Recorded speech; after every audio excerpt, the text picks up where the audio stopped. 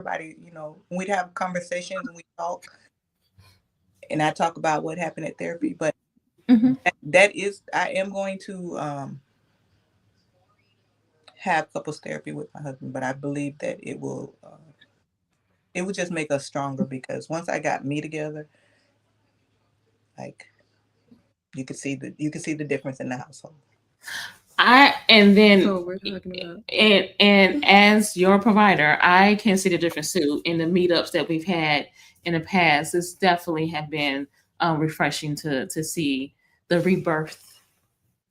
And that's what we need to hear. Like Mm-hmm. I hear, hey, I see the change in you. I see, and we inspire other women to be, hey, I want that. I want what you got. I seen you struggling and going through whatever, but now you got it. And that's what I want to do, empower other women to, you're not alone.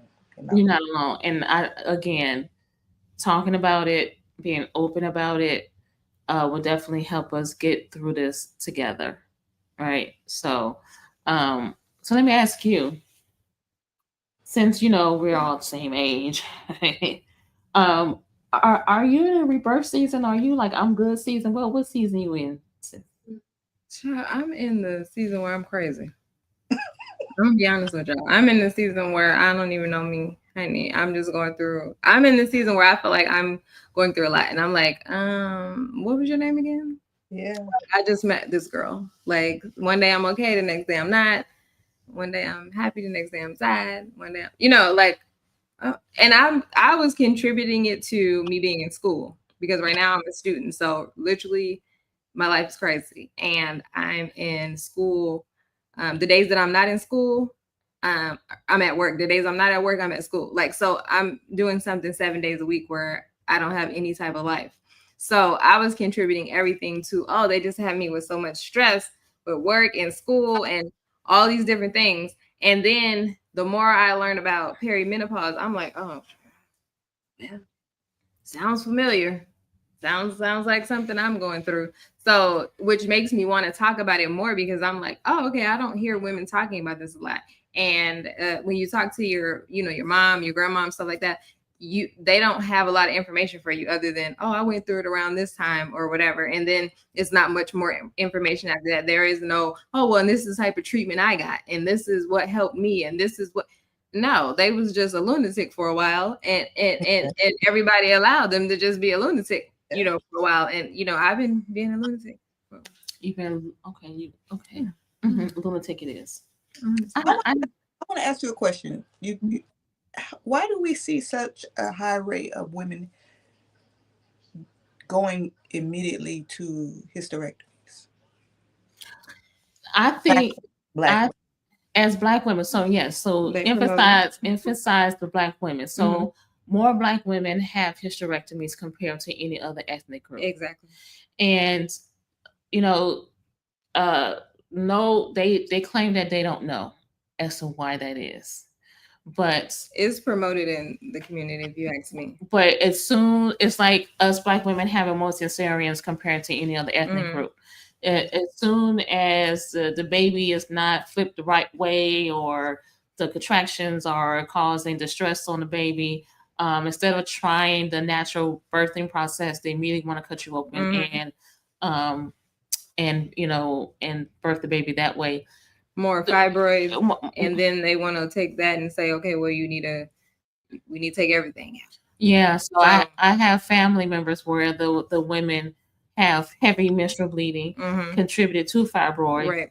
and instead of using something like progesterone, right, to help shrink the fibroids, Some vitamin D. oh, vitamin D is another one. Vitamin D. They immediately want to say, well, heavy bleeding, let's go ahead and have a hysterectomy. Right. I don't know if it's the lack of education amongst our ethnic group. Well, it is that. That And also, I think it has something to do with like physicians not taking the time with us to want to correct the problem at like the root source versus let's just go ahead and just cut everything out. Like let's just nip it all in the bud and cut everything out versus let's try to correct the issue or allow the issue to auto self-correct by giving the proper treatments.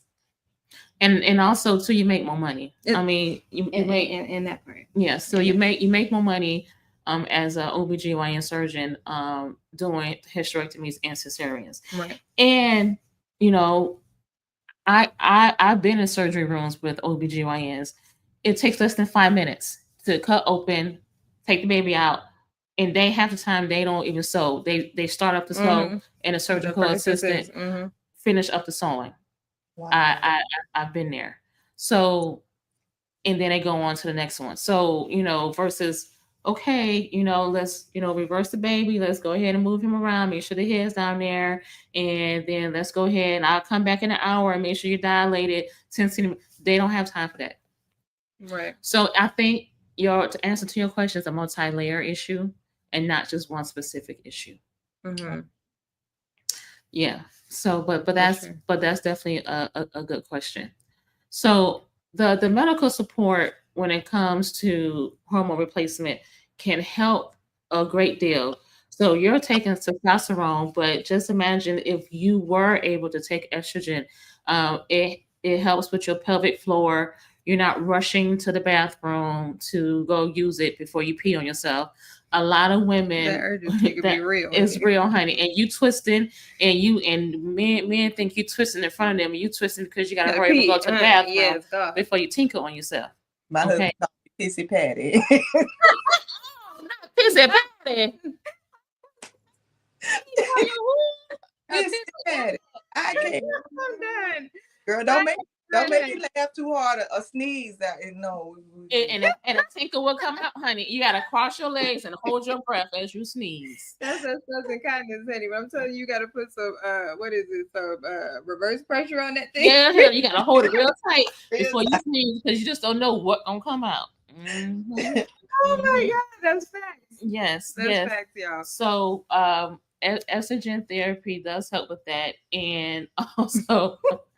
It also helps with our heart, our cardiac issue, because estrogen is a big protectant when it comes to our cardiac health, as well as others. So, as they say, if you can get a head start, if you are a candidate, to go ahead and do that versus waiting until you're older and it can do what it can at that point, but it's not going to reverse any damages that had occurred due to the lack of not having that hormone in your body. Right.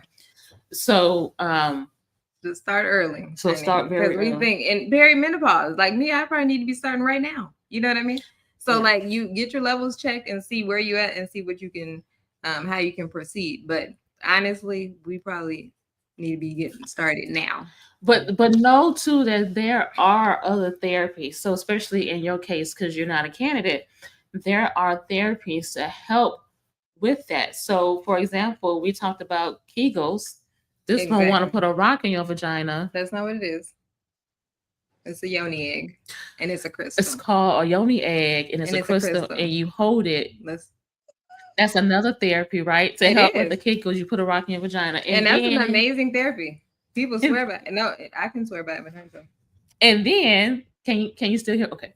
And then there's also a vaginal rejuvenation, right? Yes. That we do here at the office, and it helps lift your pelvic floor muscles to prevent the stress urgency and stress incontinence and stuff like that. It definitely helps, and it also tighten your vaginal walls as well. Right. It ain't gonna make you feel like a virgin, but it will feel better, a little tighter. Listen, honey, it will feel amazing. And it also revitalize your blood vessels inside, especially with the rugae. How and that's why you need the yoni egg. Yeah, I'm telling you, I'm giving you the facts, honey. I'm giving y'all the cheat code. I'm for real. The cheat code, you can hold it for 10 seconds or come in here and get vaginal rejuvenated. That's the cheat code. So that's for that. And also for vaginal dryness. Yes. You can do boric acid suppositories. But you can do those for a lot of things. But yes. Yes. It resets your pH. Just get you some and just have them on deck. I'm telling you, it is amazing. It is. It has so many amazing properties. It does. So don't wait until you have dryness to get that. It definitely helps with the moisture down there as well. Honey, it does. Now there is a medication, just like the medication for hot flashes. You want an SSRI. but there's also medication for hot flashes that specifically focus on the vasomotor. So it is not an antidepressant where the SSRI can have an influence with your Right, it's like serotonin. yeah. It just focus on the muscle, the blood vessels that causes the hot flash, if that makes sense. Okay. There's also medication that we can use to help with specifically the moisture down there in our vaginal area. So there, believe it or not, there There's are several some treatments. new treatments that Mhm. are out there that a lot of people are not privy to, unless you're certified in treating women for menopause.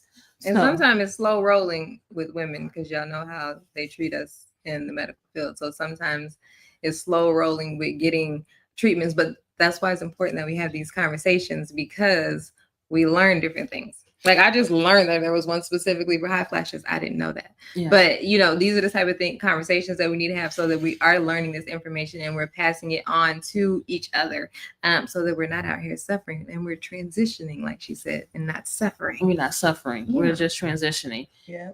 And did you feel that going to therapy helped as well? Absolutely. It did. Yeah. In what way did you have to, because a lot of times when you go through therapy, the first thing you want to do is go through the inner child. Tell me about that 9-year-old girl. Speak to her. I want you to talk to her. Well, Or did he or she start from, tell me what's your problem today, and let's work on it. and let's work on that problem today and figure out if that inner child has any effect as to why you are acting the way you're acting today. That's why I want Does that, what did that therapist do for you? so my therapist did exactly what you just said. We started where we were, Okay. which made me be vulnerable and be able to express and let her know about my childhood issues and my trauma. So yeah, we started right where we were. I went from going in there crying every single session, from that down to the time I left till now I can't shut up. Like I know this lady ready for me to go. You're an overflow. As I say, you're an overflow. So now now I can contribute to what I'm going through now, outside of menopause with my childhood trauma, my childhood issues, which they all stem from leading up to past relationships with abuse, and but we didn't start there. We started where I was. And okay. Nice. And yeah, so even with my therapy sessions, I had one yesterday and it drained me. That's how you know it worked, because if the therapist is sitting there taking notes and saying to me, you wasting my time and you wasting yours. But baby, when that therapist says, "So tell me," I want you to sit it and tell me, no, you did not answer my question. I want you to go back and answer my question. And you said here, what was quite intriguing. Can you elaborate on that? I just want to get off this therapy session. Let me say, because I said that I did it, put a check mark. Exactly. That's how you know you have a good therapist, because she would not let me get off. You hear me? Yeah. And she said, and you're not looking at the camera. Can I see you? Why are there tears coming down? Because you, man, talking about. Are you serious, ma'am? Ma'am, I love you, Jeff, but come on. Because you made me cry. Right, you made me cry. But here's the thing: when you can walk away, right, with knowing more about yourself, you're giving tools to know how to deal with yourself and how to deal with others, right? And also puts you sometimes in uncomfortable positions to where you have to make uncomfortable decisions where you probably would just sit in it because that's where you're comfortable at. A lot of times we're comfortable with being in dysfunction.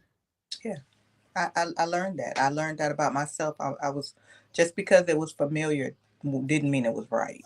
Right. Amen. Amen. And so I feel like when we are in this transition, that dysfunction, it just exacerbates. It just come like a erupting volcano, Well, and that's why people don't go get treatment, because it feels like a heightened level of the same. So it's more of the same, even though it's at a heightened level. It doesn't feel unfamiliar to be in this dysfunction. And a lot of it, you've been like that, like she said, since childhood, and you've had all, multiple relationships where it's been abusive or, toxic or this, that, and the third. And so at the end of the day, this does not feel unfamiliar. And so as women, like I was telling somebody that, earlier, we tend to, go along to get along. You know what I'm saying? We know how to make things shake. Like, even though you putting more and more on me, I'm gonna figure out how to maneuver it. You know what I'm saying? We never get to the point where we could just say no. It's always like, okay, I really don't have time, but I'm about to figure it out. I'm gonna make something shake. And so once again, more of the same, and it's just getting stacked and stacked on top of us. And I don't think that you get to the point where you realize it. It just has happened. That is true. That is true. And then that exacerbation of dysfunction, even though it's familiar, it causes a bigger rift in the relationship from where probably there was already one there anyway. Exactly. And so the rift and the tension just continues to get bigger and bigger. And then all of a sudden you guys are in isolation. Right? So either like you're upstairs and he's downstairs, or you guys sleeping in separate rooms. He or she sleeping on the couch, but the other person sleeping in the bed. The only time you see each other is in passing. And so there's no moments of intimacy. There's no moments of conversation. There's even no moments of rebuilding the relationship. Because, let's think about it. Our mode before, for most of us who have entered perimenopause, our kids are grown, versus before our attention wasn't, on the children. It was on our kids. So whatever issue I have going on, that can wait. Yep. I can put that to the side, and I can put all that I can with my kids. Those are my kids, right? So they come first, right? But when they're grown and gone, then what are you going to do? You gotta sit in it, honey. When you break down, because you're sitting in it, and it don't feel good. It doesn't. Oh, honey, no, don't feel good. And so what my therapist said yesterday, she said, I want you to, we're going to do a contract that today is the last day of you being in survival mode, okay? I want you to say enough is enough of being a survivor. I'm going to live from this point on. Yes, ma'am. Sign me up. Tell me how you want me to get out of survival mode. I want you to sit in it. See, this is what I'm talking about. You want me to sit in it. That's the part I don't like. You got me sitting here too long. You hear me? Like, okay, let me just pass by it. I can wait, but all this sitting here is a problem. Which I know you can't get past it until you really sit in it. But like she said, it's so uncomfortable to sit in that. And I'm at where she said she wasn't. I'm in there crying every time. I'm crying. I'll be like, honey, not today. I'll be in there broke down. Because you have to really identify what the problem is, and not your surface level. So I'm the problem. I didn't figure that out. But I'm gonna be honest, Tasha, what you said about coming, you're gonna sign a contract about coming out of survival mode. When I came out of depression and survival mode, I was still over here like, am I really supposed to be over here? I ain't never felt this before. So I still needed tools to keep me going, even though I don't feel that anymore. Right? So I've lived most of my life with depression. I didn't know how to live life without depression. So one of the things that she mentioned is that she said to me, just being transparent, is that you're always over here. 75% of the time you're over here. That means if somebody coming for you, you going for them. Okay? Or you don't say nothing at all. You just let it ride. We just going to go ahead and just keep going and moving and shaking, because you know what? One, I don't have time to, you are used to this situation, so it doesn't really bother you. So you just skating on by. But where is the middle? How can we get in the middle to where you're not always being so direct, and it can be interpreted as being confrontational or maybe even aggressive, to where you just want to speak your mind, you just want to be understood, and you want to be seen. Right. So hard though. When you're over here, people see you, honey, because you're gonna let them know, raw, I am here. You hear me? Because I want you to understand what I'm saying. Every word, every syllable, I'm standing. I ain't sitting, I'm standing on it. Standing on business. You understand? Okay. So, or you could be falling in the back and no one even notice that you're there. Right. So, how can you be in the middle to where not only you're understood, but you're seen at the same time, and no one takes that conversation that you're having with them as being too abrupt, confrontational, and standoffish? And that's hard because to me, being in the middle is like being in the gray area. And I really operate in black and white. Mhm. So being in the middle is like, how do I really just skate in this middle, honey? Because I'm always on one side of the line or the other. The middle is difficult.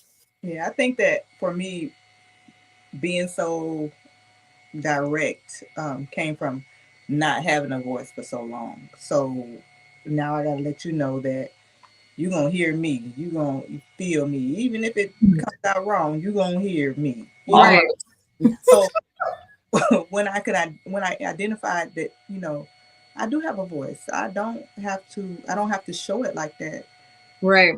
I don't have to do that. I can say what I need to say, but it doesn't have to always be aggression. It doesn't always have to be directed at. And sometimes I don't even need to even address it. Like, okay, you can have that one. And I wouldn't do that before. You can't. Right. Okay, but the Jesus, y'all said don't do too much of that. Don't let it go because it's not my battle today. I'm not going to fight it. Right. She said you don't have to fight every battle. No, but if you feel slighted, say, hey, you walked by me, you didn't say good morning, and I said good morning to you. You just gave me a nasty look. I didn't wake up to you this morning. So how about we start over? Mm-hmm. Mm-hmm. And good morning. Because a lot of times we be in our own mind to where half the time you don't even see the person that is trying to say good morning to you because you so focused on that conversation you had on the phone with your spouse and y'all was fussing and cussing and doing all, or with your child who's in college who's spending all your money, okay? And you fussing and cussing at them to where you walk right by that person who tried to greet you by saying good morning and you didn't even see them. That's And true. and so um sometimes is being in that moment and having a person recognize, oh shit, I am so sorry. Mm-hmm. Yeah, And you can say it in the most polite way and still get your point across and yet not feel like that person just slighted you because, oh, she don't like me, what's her problem today, did I do something wrong? And then Right. you're all day just ruminating in something that had nothing to do with you. absolutely. The menopause is giving you these crazy thoughts, honey. It's like you in a stage of paranoia. Mm-hmm. So like you said, you feel like everybody was attacking you, everybody was against you. Yeah, Right. you got so much going on. Like you say, I don't even see you. Like I'm literally thinking, "Hmm, what task, what job, what I gotta go to this job. I gotta deal with these people. They're gonna get on my nerves. Like, and I'm thinking about that. I didn't even see you come by me because that has happened before. Like, you didn't speak to me this morning. Are you okay, baby? I didn't even see you. I really just didn't even see you. I seen everything else I had going on from the night before to this morning to. Yeah. So, I'm trying to dress it up, friend. So when now that you are awakened, okay, and now you're like at this rediscovery stage, are you doing things different with your intimacy to spice things up? Because now, as we talked about at our last podcast, look, we said that the R. Shout right up and through here and get up here. Right here. That's what I like. So So so are you doing different things to they say spice it up, but I don't really think it's spicing. I just think it's trying new stuff because again, you're It's rediscovering spicy. yourself as a couple. What always have probably worked in the past. You may add, like say you Putting a may little seasoning on it. add, yeah, you have to add a little sprinkle, sprinkle. little razzle dazzle. Yeah, Look at a little razzle dazzle, sprinkle, honey. sprinkle. Yes. Put a little razzle dazzle on it. So has that? Have you tried any of that? I would say yeah, more on my part because I'm rediscovering myself. You know, more initiation because Mm-mm. I was so standoffish with with my husband for so long. Like I had, Mm-hmm. I really had was the one that had to fix this. Like Mm-hmm. I gotta make him know that I'm still attracted to him. I still want him. I still want to feel his touch. You know, because my husband is a very affectionate person. He came Mhm. from, and I didn't come from that. So that's something that I had to learn. So Mhm. I try every day to make him feel like I appreciate him. I love him, and I can touch him the same way he kisses me, and he kisses my face whenever he sees me. You know, he greets me like that. So I had to learn to Right. give You him. had, yes, you had to reciprocate what he was trying to give into you. What he was trying to pour into you, you had to pour back into him.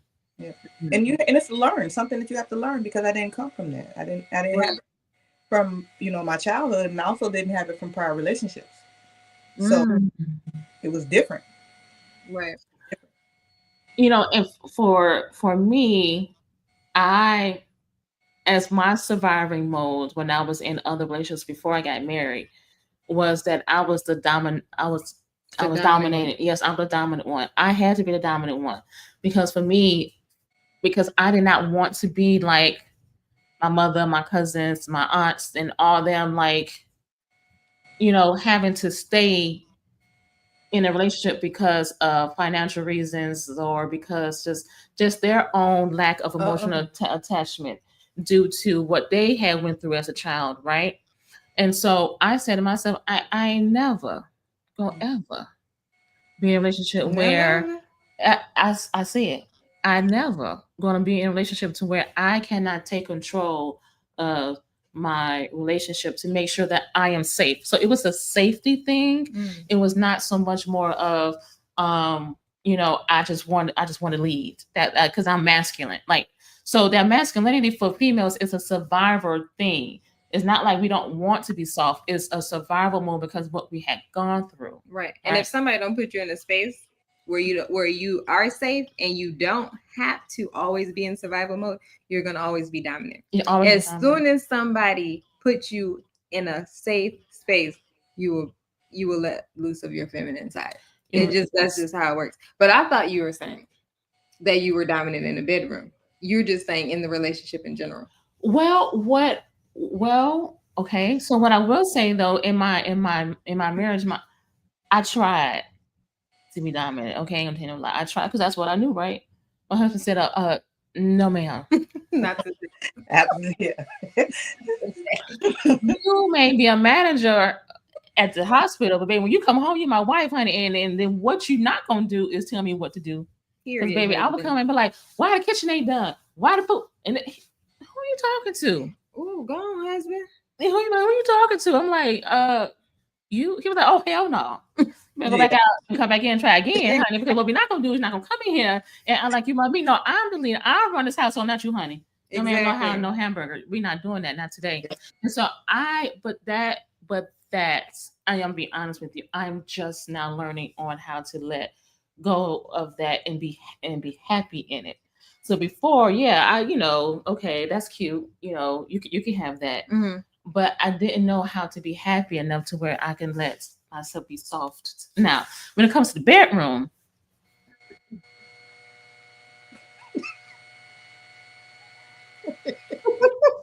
we're gonna ride off in the sunset, okay? You driving, I'm riding, or stuff like that. Or hey, baby, I'm ready and I'm in position. Or let me go ahead and take care of that for you right now before we go to bed. Yes, because I am more of a sexual. Person. Yes, put it in a very nice PG way.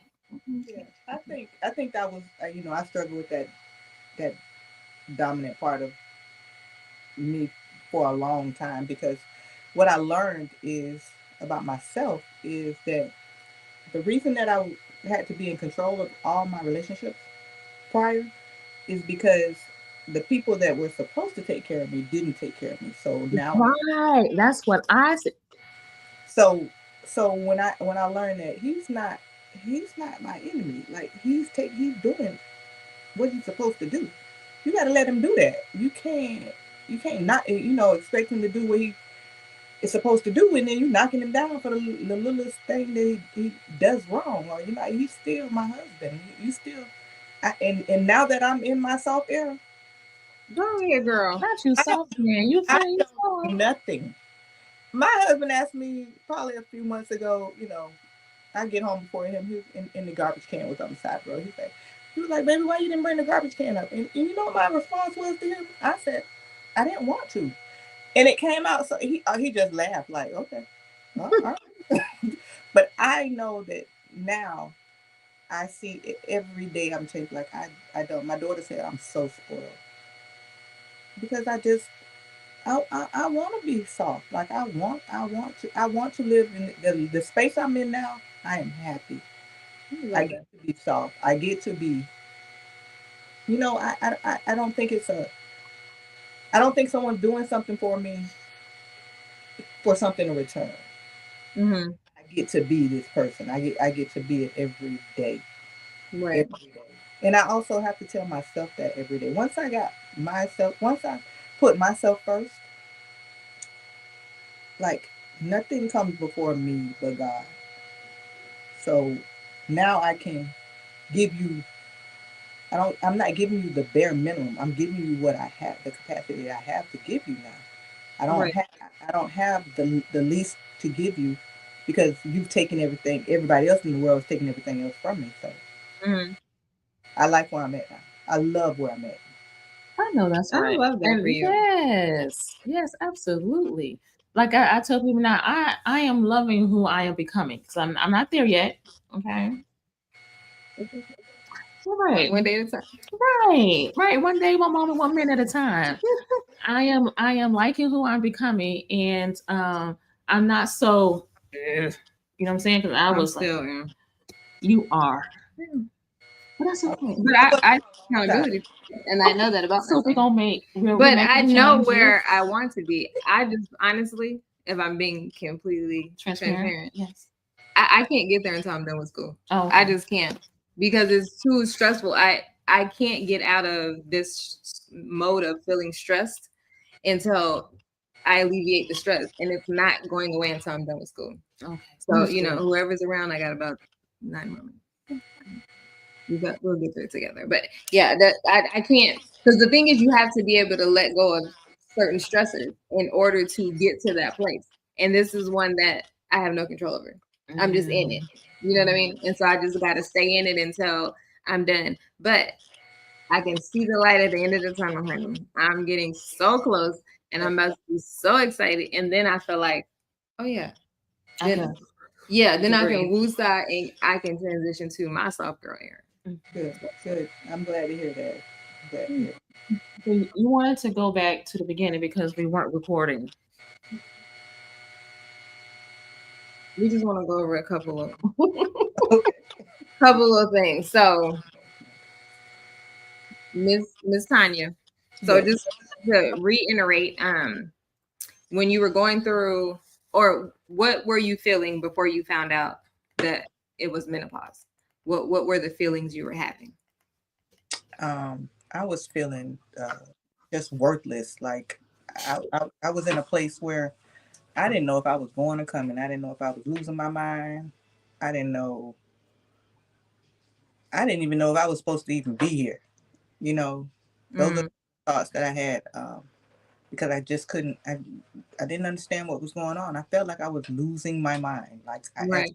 I was losing my mind, and I felt like I was doing it alone. Like I had no help. Nobody could listen to me. No Mm. good. But at the end of the day, I wasn't by myself.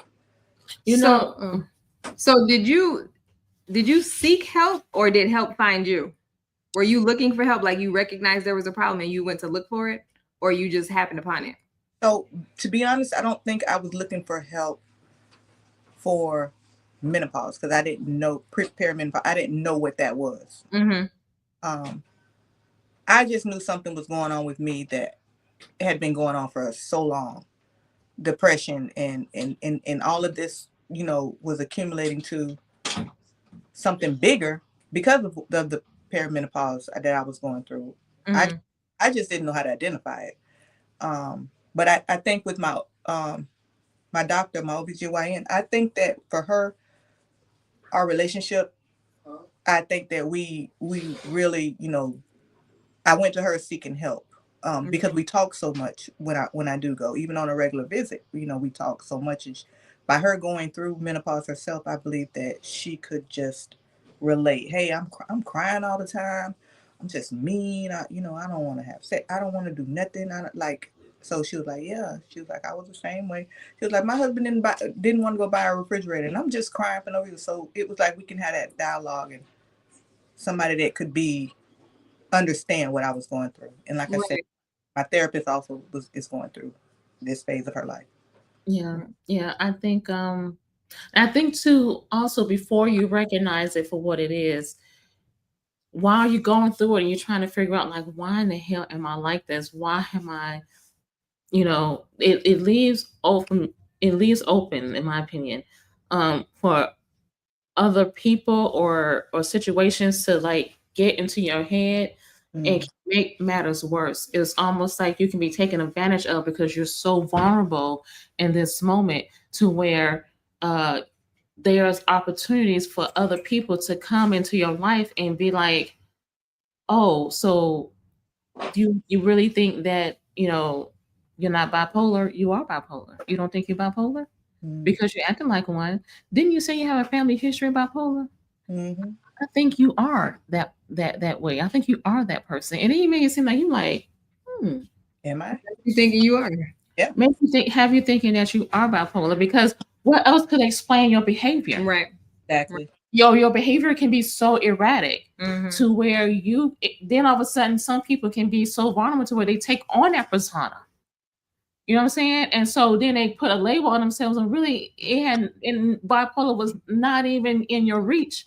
It was just the fact that you was depressed and you're having some periods of anxiety, but you couldn't put a name on it. Right. And so, if you have a circle, your family, your friends, be like, "Hey, what is wrong with you?"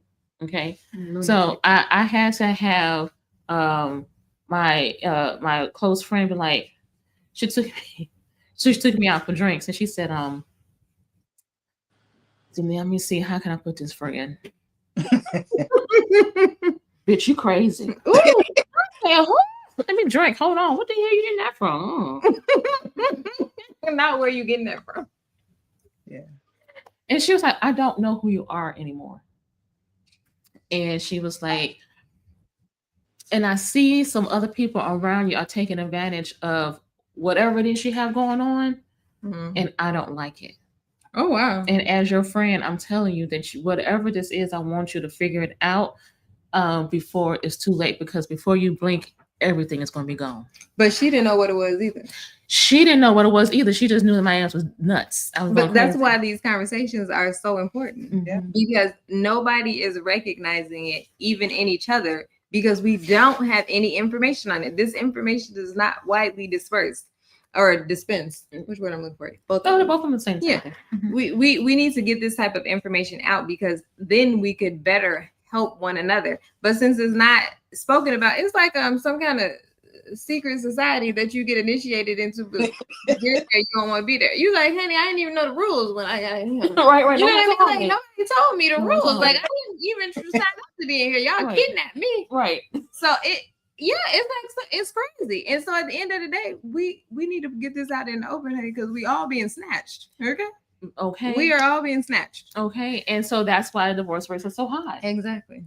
Because it's like you in la no man's land. You don't even know what land you own, because hell, you wake up and try to say, am I present? Am I even here?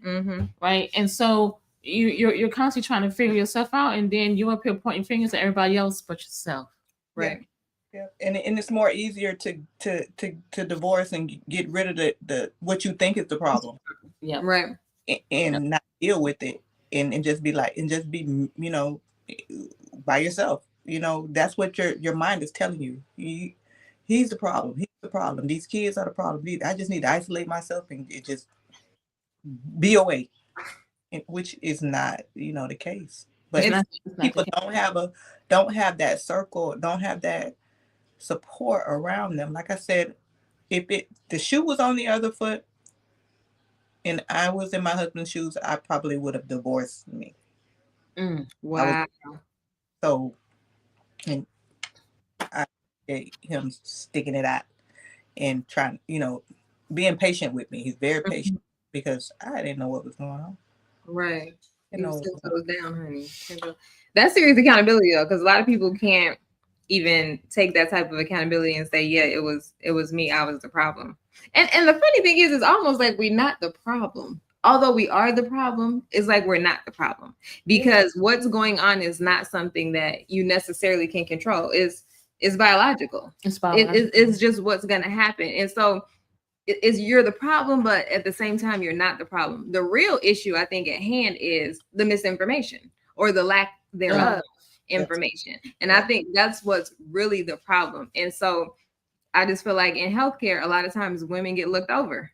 And we just don't really get what we really need to get. That's why I feel so passionate about this topic. And not only because I'm going through it, but we all need to know. But and then believe it or not, due to testosterone treatments being like in BC times, that part, right? Men may have been taking it because of erectile dysfunction, not knowing that taking the testosterone helps their mood.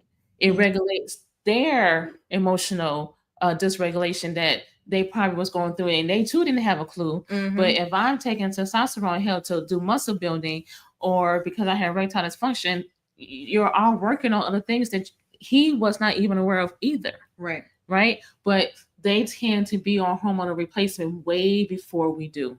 Because we're women. And they're going to take care of men.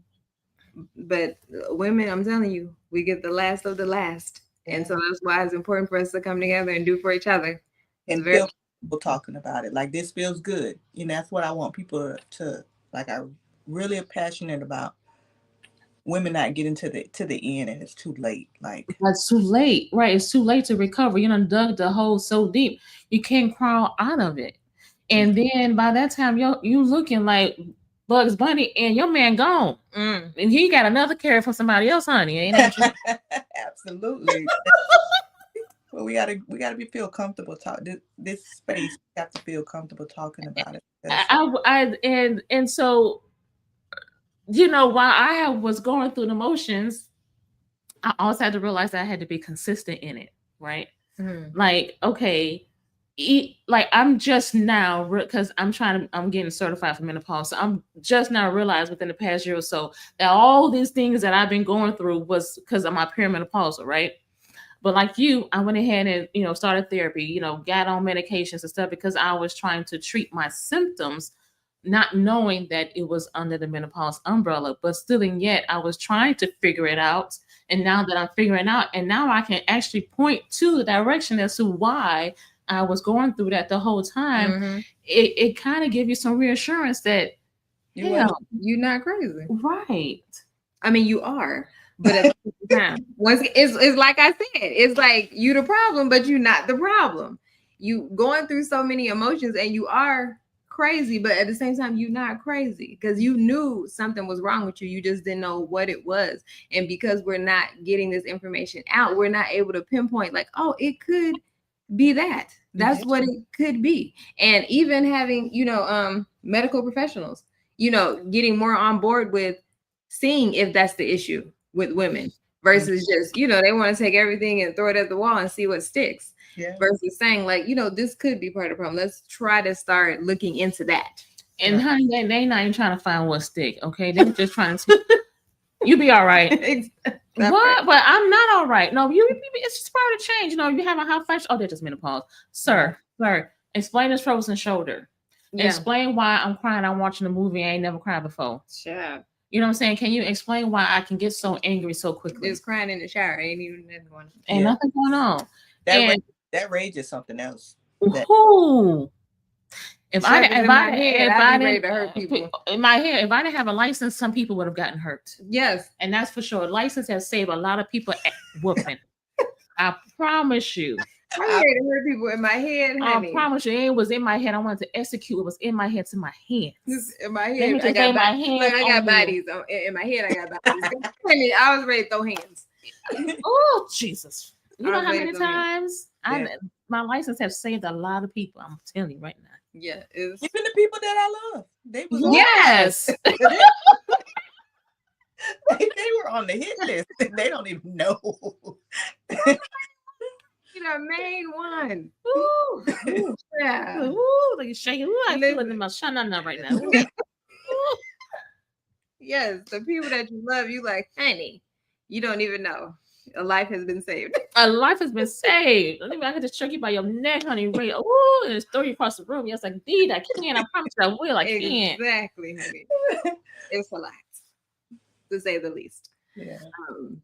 But yeah. But are there any closing comments that you have? I hope that this conversation was not only enlightening but fun at the same time. It was. It was. And it's a safe space. And I'm always talking about Mm-hmm. this topic Mm-hmm. because I want to advocate and I want to let people know what we can talk about it. Like we can get a glass of wine and we can talk about this. It's not a It's not taboo. plague. It's not a disease Right. that's gonna take you out. We got to talk about it because I was in a situation because I didn't have anybody to talk to me. I want to talk about it, and I want. Mm-hmm. We Hey, got to give it a name, friend. We not menopause or advocate sounds so. yeah, yeah. Let's We gotta come with a name because advocacy is a big component of this, It right? is. Where mental health, it's like like they say, it's a new thing or whatever. Menopause is starting to emerging as that, but I want to be able to say I'm just kind of advocate. People know what it is. Right. We gotta come with a name. Look. With a name. And because I'm not gonna cry because this revelation for me has been astounding, Right. because now I can pinpoint why I have been going through what I've been going through. Right. Because honey, it almost took me out. It ain't like it could have. It Yeah. almost did. Where if my friend at the time did not call Miss Charlotte McCullough and say, "Come get this girl," and my husband picked me off that floor and saying, "You got this. Why are you acting like this?" I wouldn't have been at somebody lakeside strapped up with a razor blade in my mouth trying to cut the next person. Not Straight. Yes, our story is so similar because it was a Sunday. I'll never forget it. And my husband was about to go hang out with his friends or something. And I told him, like, just so nonchalant, when you come back, I might not be here. I might not be here. And Charlotte it got me to Charlotte the next day. Charlotte got me to psychiatrist that Tuesday. By that Friday, I was on fluoxetine, and I have not been the same since. Amen. You've been better. I've been better. I am living. Charlotte said, "We're going to have therapy session 3 times a week, and if you don't, I'm going to admit you." I said, "Ooh." Gonna call them people. Oh, Don't call them. The threat. Because I had Lakeside on speed dial. Oh, no, ma'am, I don't want that. Exactly. 3 times a week it is. I was broke. Yeah. But it definitely had paid off. That's for sure. Because that's how extreme it was. Because it was like your past was like in 3D. It was like you can almost touch it. That's how my past was like overwhelming me. And then on top of that, I had just started a business and I didn't know what the hell I was doing. I didn't know where I was coming and going. I just knew that I wanted to have a business and I wanted to help people, but I didn't know how to go about doing it. And I didn't have I didn't have the tools to be able to be effective. And the tools that I thought I had, it wasn't what I needed at the time. And I mean, and how in the hell are these people supposed to know? You understand what I'm saying? Right. So I was just ill-equipped in all areas of my life, and I like you, I felt like a failure. I felt like a failure to my kids. I felt like a failure as my wife. I felt like I was being a failure to my business. And hell, at the time, I only had 2 friends. So hell, them 2 they didn't matter. They ain't like I had a whole lot on me anyway. So only 2 people were able to tolerate my ass. You hear me? Because that's how bad it was. And man, if that's why I feel so strongly about this, is because it's so many dimensions to menopause, and it's so many layers that I want women to be armored with the tools to be able to go through this and not feel like they are alone, because they're not. Yes, Well, Shaw, you let me tell you something. You're helping somebody right now. yes. Because And I haven't got to that place yet, and y'all's story is putting me in the mindset where I need to be proactive because yeah, I don't want to get to that place. I already see it bubbling in me because, like, just crying for no reason. Like you said, the rage where you ready to take them and just choke them up. yeah, yeah, And I can see all of that in me. And so I'm like, okay, I need to get in these conversations and I need to learn from the women who already been through it. And not women just who have been through it, but the ones who have decided, who have erred on the side of treatment, like to let me know, like, girl, it don't have to be that bad for you. Like, I right, already went through it for you. And right. I appreciate y'all being the foremothers of it because I don't even want to because it's already too hard on me, especially with going through school and my daughter just left and whatever. You gonna get me in here crying? Once kids, that's it. But it's too much stress. It's too much stress, and I feel like that adds to it, like having all the stress on top of these hormones going like this, and like I still get my period, but I don't know what this period be doing, honey. Like I don't even know. Sometimes I'm warned, other times I'm not. I can already see like my body is going through changes, just even in that aspect. So yeah, I, Yeah, I appreciate y'all. it's going to tell you, your body is going to tell you. You just have to have the tools to know what to do and how to equip yourself to get through Right, this. Because right, we're still going through, I'm not out the woods. I'm still right. perimenopause. Okay, so that was many. I'll be 'Cause 51 next.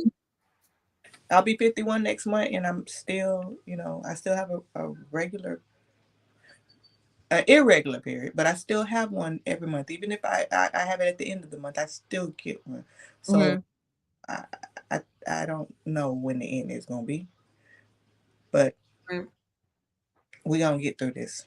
That's right. Yeah. Together. So that is why September 25th, where I want you to come, Miss Tanya, Yes. because I you're comfortable in telling your story, and I want people to hear it in person. If you can, September 25th, 7 to 9, it's on a Thursday, and so that we can share our experiences. It takes us advocates like us who are not afraid to speak their truth Mm-hmm. and to be able to help each other, because we got to give it a voice. We have to. Absolutely. We definitely We have to have give it to. a voice. So on September 25th, tickets are only $10. Please come and attend. It's very informative. I have stated before that I no longer want to be in a room for pictures, for lights, and for wearing the same color. I want my presence to matter. Right.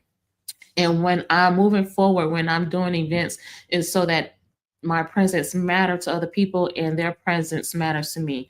So I'm no longer going because I want to sip tea and eat crumpets. I'm going to go and participate or create events to where we can have these type of discussions so that it can help us be better women, better spouses, and better friends to the people that we encounter. Yeah, because we never know what the next woman's going through, right? And I've had this conversation with you before. When I first met you, Mhm. I judged you. I thought you had it all together. You never been through nothing, and here you Ooh. It was I was polished, honey. it was polished. But you know, so many of us have had to live our life trying to keep everything polished, to keep that persona in front of Mm-hmm. people. When you told me your story, it's like, damn, me and her are so relatable in so many ways. Yeah, Mm-hmm. she might have this business and all these degrees hanging up, but we still been through the same The stuff. same So I thing. label my trauma because I remember, one time somebody told me, just because you got burnt with the iron and this person got burnt with a match, y'all both got burnt. So you Mm-hmm. Mhm. have trauma. So you can't label your trauma to be, where you can't talk to people and feel like you're not important. So So yes, and so know that women like yourself and myself can come here. One, this is a safe place, and this is a home to where you can let your guard down and be vulnerable so that we can get you some help. There's a lot of times where I have patients here who I know that their psyche is above my pay grade. Okay? And I will get Charlotte on. You're not leaving until Charlotte calls me back. Charlotte knows if I call her back to back 3 times, that means call me back right away. and they make the appointment before they leave my office because I just don't know if you leave my office what you're going to do to yourself. Right. So we have here in our office a arsenal of supplements, medications, therapists. Like I have it because I worked hard to make it happen. So for any women who is doubting themselves, who have questions about what they're going through, who feel different and don't know what it is, okay, come on in here so that we can help you get through this transition together. Because we don't want you to suffer, honey. Definitely not alone. Absolutely. Definitely not alone. Absolutely. So, Living, September 27th. I mean, September 25th. Y'all don't listen to me. September 25th. Okay. You gonna be there from Fran? 7 to 9. I'm gonna see the link. I promise you. Okay. Y'all can find the link on any of our social medias, and we will hope to see y'all out there. It's gonna be amazing. It's our soft girl era, which Miss Tanya just told y'all, honey. And I'm trying to be soft, honey. Listen, I'm trying to be hard. It ain't nothing like it. I'm trying to be hard. I want to be soft. That's right. You said she in her soft girl era, honey, and we all trying to get there. Yeah, so y'all come on out, and we decoding that soft girl era. Yes, we'll see y'all on September 25th, 7 to 9, 595 West Church Street, Sweet M as a Mary. All right, y'all. Thank you for coming on with us, Miss Tanya. We appreciate you. Hopefully, we see you on September 25th. We'll send you the link, and congratulations on your soft girl era, honey. I'm telling you, amen. This was great. Thank y'all. So all right, thank you. Good night. Good night. So, in the stream, September 25th, we will see y'all. Oh, September. What's she talking about? Look, hold on, let me see. I can't see. I've been crying. Yes, September 25th. Yeah. 7 to 9. This is what she got to deal with, and it's okay. Listen, that's why I got to get started now. I can't get this far gone.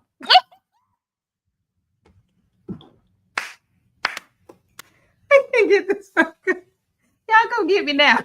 I'm being snatched. Oh my God. So September 25th, 7 to 9, we are putting on an event. Soft Girl Era, we're decoding that. And it's going to be at 595 West Church Street, Suite M. We hope to see all y'all out there. It's going to be amazing. We have a little wine, little small bites, and a couple little special guests. Special guests. I'm actually yes. Y'all don't want to miss the special guests. I promise you that part. So come on out here. We'll see y'all then. Until then, peace.